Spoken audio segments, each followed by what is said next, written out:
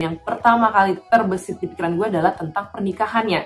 Karena pernikahan Batak itu sangat-sangat unik ya. Oleh karena itu, yaudahlah tanpa lama-lama lagi langsung aja kita bahas 4 fakta menarik pernikahan adat Batak. Yang pertama, nggak boleh semarga atau tarito. Jadi waktu itu ada yang nanya, Mir, kalau si Tompul berarti lo harus nikah juga sama si Tompul ya? Wah, justru itu haram hukumnya guys. Jadi kita nggak boleh nikah sama yang marganya sama kayak kita. Misalkan gue baru si Tompul, terus ada cowok marga si Tompul deketin gue, nah itu gue nggak bisa tuh sama dia, nggak bisa nikah ya. Jadi nggak boleh semarga. Terus yang kedua tadi tarito. Tarito itu beda marga, tapi masih satu silsilah kekeluargaan atau kekerabatan gitu.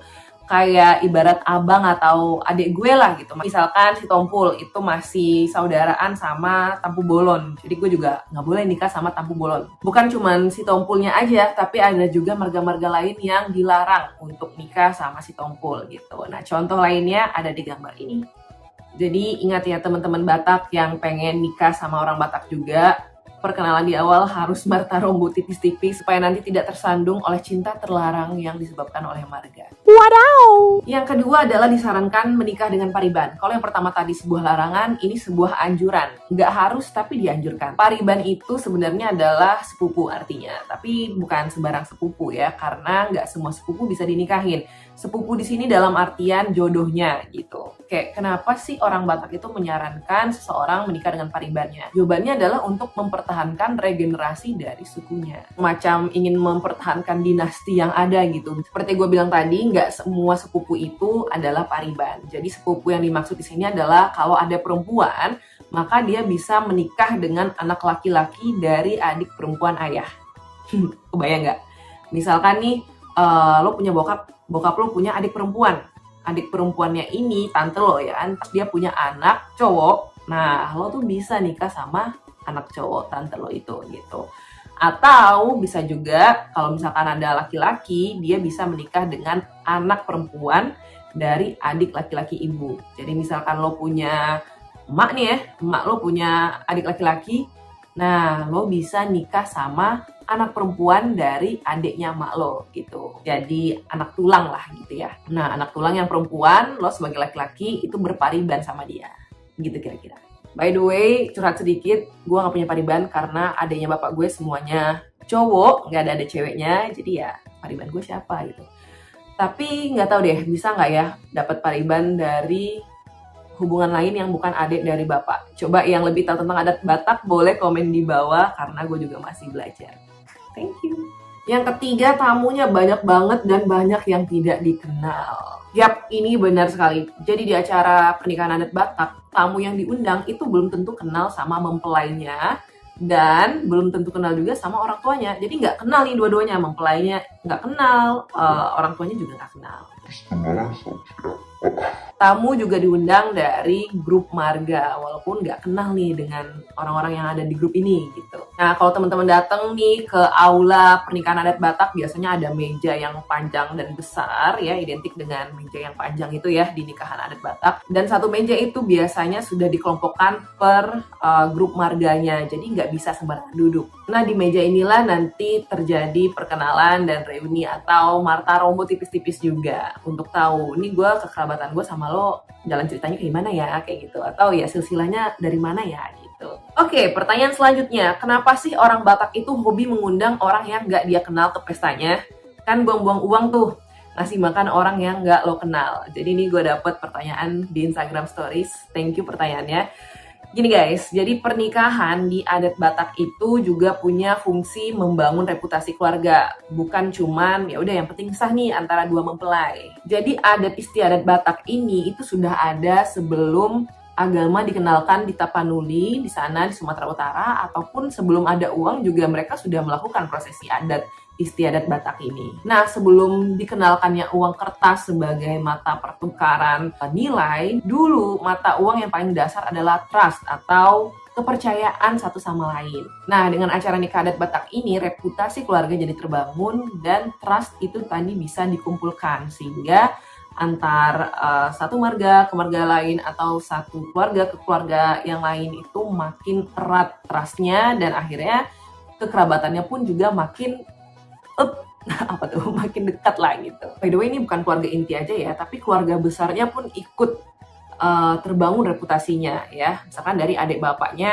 atau kakak ibunya itu juga ikut terbangun reputasinya dengan mengikuti adat Batak di pernikahannya itu gitu. Oke, tadi udah membangun reputasi keluarga, fungsi lainnya lagi adalah memperkuat identitas kelompok. Untuk memperkuat identitas kelompok sebenarnya caranya macam-macam. Kalau di Batak sendiri contohnya tadi ya ikut pesta nikah adat Batak, terus juga halal bihalal, bona tahun, terus juga bisa dari pemakaman yang menggunakan adat Batak juga, dan lain sebagainya. Kalau secara umum, identitas kelompok ini diperkuat dengan festival, hari raya, ataupun kegiatan-kegiatan yang membawa nama dari kelompok tersebut. Contoh aja misalnya fansnya Blackpink ya kan, fansnya Blackpink memperkuat identitas kelompoknya dengan sama-sama ke konser Blackpink, nonton bareng gitu, atau fans MU gitu kan, sama-sama nobar untuk mendukung MU. Nah, itu adalah salah satu cara untuk memperkuat identitas kelompok secara umum. Jadi pernikahan adat Batak itu fungsinya bukan cuma menyatukan dua insan atau dua mempelai, tapi dia juga berfungsi untuk menyatukan dan memperkuat identitas kelompok etnis dari pihak mempelai. The last but not least adalah pengeluaran banyak yang bikin boncos. Bener nggak tuh kira-kira? Oke, mari kita bahas aja di poin yang keempat ini. Mungkin teman-teman yang non-Batak pun juga nggak asing sama term atau kata sinamot ya. Iya nggak? Iya nggak? Coba ada yang baru pertama kali dengar? Boleh komen di bawah. Nah, sinamot ini bahasa Indonesianya adalah mahar. Mahar tahu dong? Tahu kan?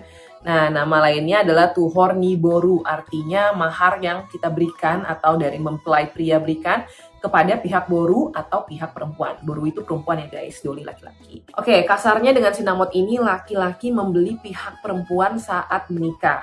Itu dalam tanda kutip ya guys, membeli bukan kayak wah ini perempuan objek terus barang bisa dibeli. Enggak kayak gitu ya.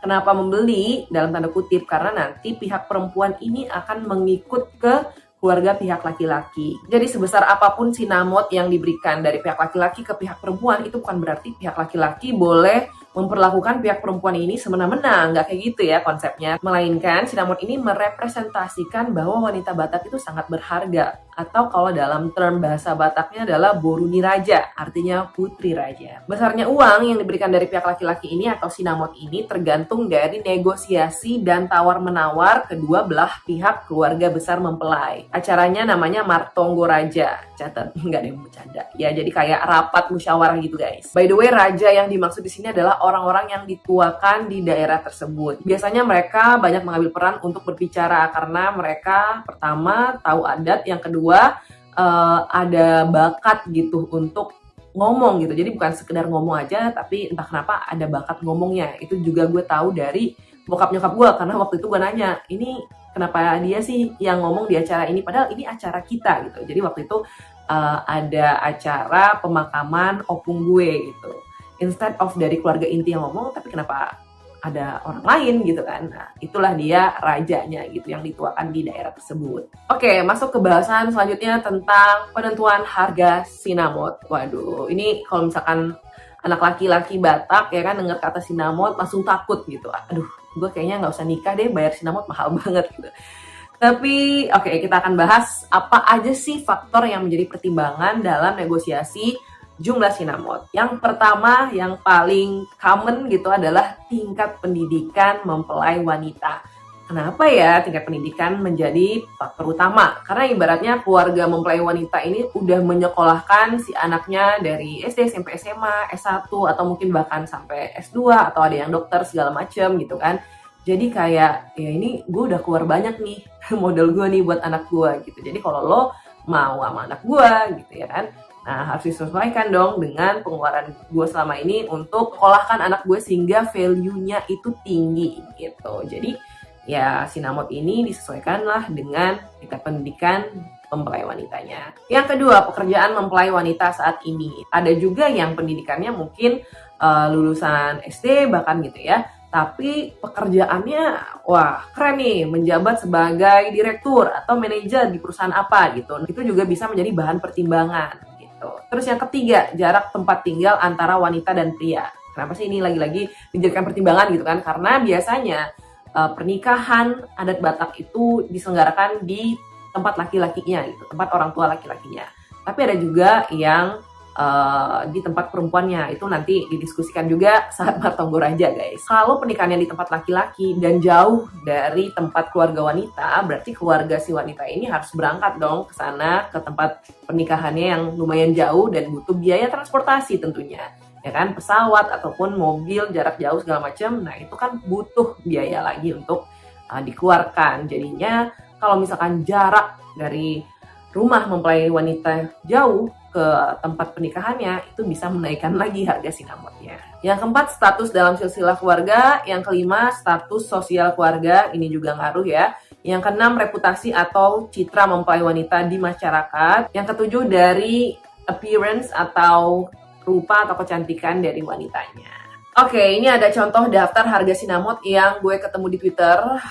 Tulisannya sih tahun 2014 ya. Untuk 2023 mungkin lebih mahal lagi. Tapi sebagai catatan, nggak ada aturan baku atau standarisasi gitu ya dari organisasi Batak atau lembaga Batak misalnya tentang harga sinamot. Itu nggak ada, guys. Jadi balik lagi ke faktor-faktor penentu yang udah gue sebutkan tadi sebelumnya. Nah, ini tamatan S1 85 juta, dokter 120 juta, S3 315 juta. Wah, gila banget kan tuh. Bayangin modal dari mempelai prianya harus sebanyak apa. Tapi lagi-lagi ini jangan dijadikan patokan karena ya banyak tadi faktor penentu yang udah gue sebutkan, dan juga biasanya beda provinsi atau beda daerah itu ya bisa beda-beda juga sinamotnya. Sinamot rata-ratanya ya. Karena sinamot perorangan ya jelas bisa banget beda. Oh ya, by the way, uang sinamot ini nanti juga bisa dipakai untuk biaya pernikahan seperti bayar sewa gedung, catering, terus sewa kebaya, pre-wedding, terus juga sewa speaker, tenda, atau dokumentasi dan sebagainya. Pokoknya ini semua dibicarakan saat diskusi di Martonggo Raja. Oh ya, tapi fun fact, nggak sedikit calon mempelai yang batal nikah karena nggak pas harga sinamotnya dari kedua belah pihak. Yang satu cuman bisa sanggupnya sekian misalkan, tapi yang satu mintanya sekian, akhirnya jadi batal nikah. Sedih banget ya. Ya memang kalau mau diadati pengeluarannya banyak banget, guys, tapi seperti yang gue sebutkan di poin ketiga tadi, pesta nikah adat Batak itu punya banyak fungsi, bukan cuman sesimpel menyatukan kedua mempelai aja. Oke, enough with sinamot. Sekarang pengeluaran yang selanjutnya adalah pengeluaran untuk catering. Karena tamunya bisa ribuan dan ngasih makan ribuan orang kan ya nggak murah ya. Nah, anggap aja satu orang itu 50.000. Kita kalikan ke 1.000 undangan. Totalnya aja udah 50 juta buat makanan aja ya. Belum lagi sewa gedung, kebaya, sound system, ulos, dan lain-lain. Oleh karenanya, nggak sedikit orang Batak yang memilih nikah di atas umur 30 tahun, terutama untuk laki-laki. Karena biaya nikahnya tadi nggak murah, jadi mempelainya harus siap mapan dulu gitu. Nah, kalau lo yang nonton ini, rencana nikah masih 3 tahun atau 5 tahun ke depan, tenang aja, masih ada waktu ya kan, masih bisa disiapkan biayanya mulai dari sekarang. Ada beberapa cara yang bisa dilakukan untuk mengumpulkan biaya pernikahan. Contohnya dari menabung, terus juga minjem ya kan, pinjam ke keluarga atau pinjam ke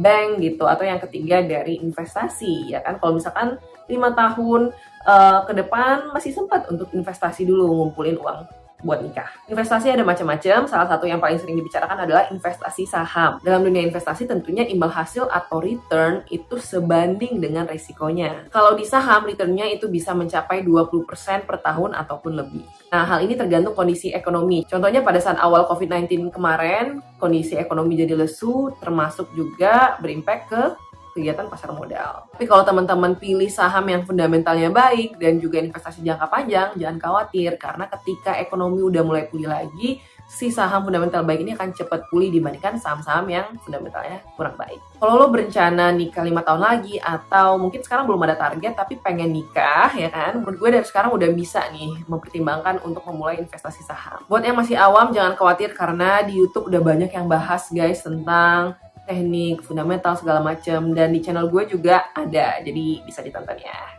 If you ask me, aplikasi yang gue pakai untuk investasi saham adalah Ajaib, karena menurut gue UI-nya simple dan sebagai pemula itu gampang banget untuk dimengerti. Dan dengan 100.000 rupiah aja modalnya lo udah bisa memulai investasi. Buat lo yang pengen coba daftar, langsung aja daftar karena 100% online dan tidak dipungut biaya sepeser pun.